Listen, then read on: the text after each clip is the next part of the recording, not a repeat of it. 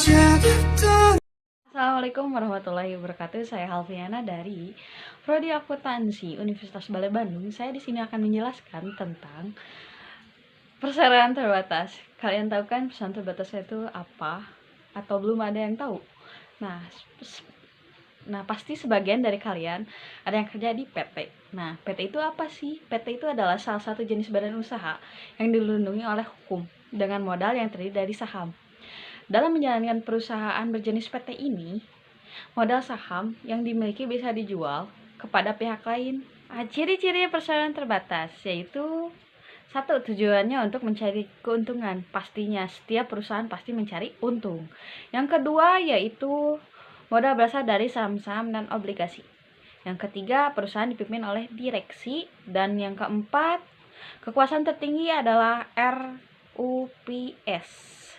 Yang kelima adalah hubungan usahanya diatur dalam hukum perdata dan lain-lain.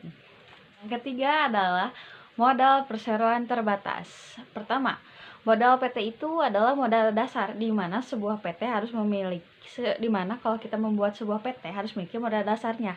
Modal dasar ini menentukan skala besar atau kecilnya sebuah perusahaan. Yang kedua adalah modal yang ditetapkan.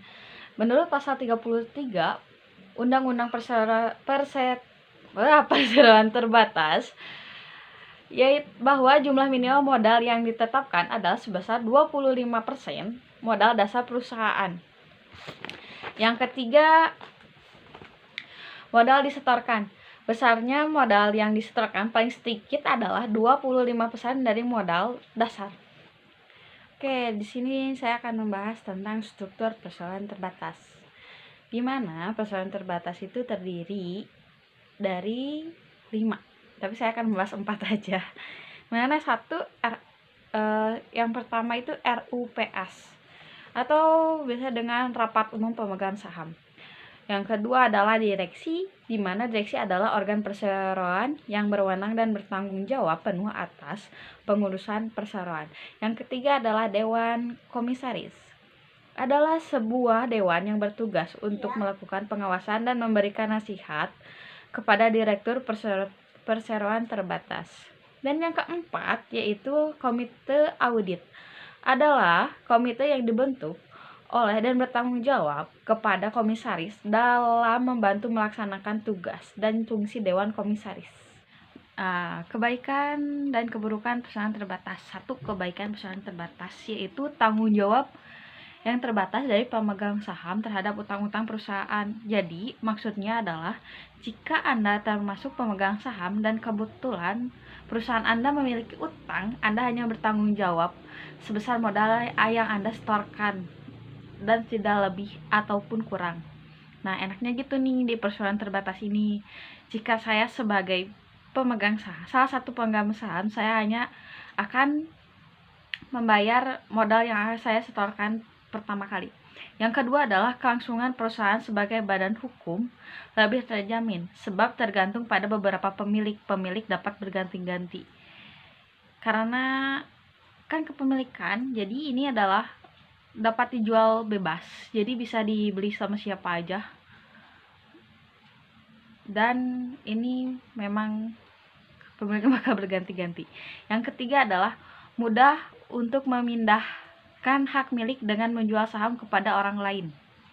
Yang keempat, mudah memperoleh tambahan modal untuk memperluas volume usahanya, misalnya dengan mengeluarkan saham baru. Yang kelima, manajemen dan spesialisasinya memungkinkan pengelolaan sumber-sumber modal untuk itu secara efisien.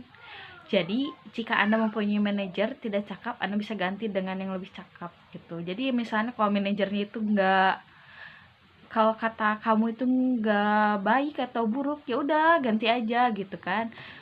Yang terakhir adalah keburukan perseroan terbatas. Keburukannya ada 4. 1, PT merupakan sumber pajak tersendiri, jadi tidak hanya perusahaan yang terkena pajak, dividen ataupun laba bersihnya yang dibagi kepada pemegang saham dikenakan pajak lagi sebagai pajak pendapatan, tentunya dari pemegang saham yang bersangkutan. Nah, yang kedua, jika Anda mendirikan perusahaan terbatas, mendirinya jauh lebih sulit dari bentuk kepemilikan usaha lainnya.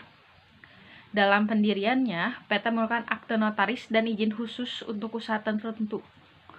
Yang ketiga, biaya pembentukan relatif tinggi dibanding perseroan lainnya. Yang keempat, bagi sebagian besar orang, PT dianggap kurang secret dalam hal dapur perusahaan. Hal ini disebabkan karena segala aktivitas perusahaan harus dilaporkan kepada pemegang saham, apalagi yang menyangkut laba perusahaan.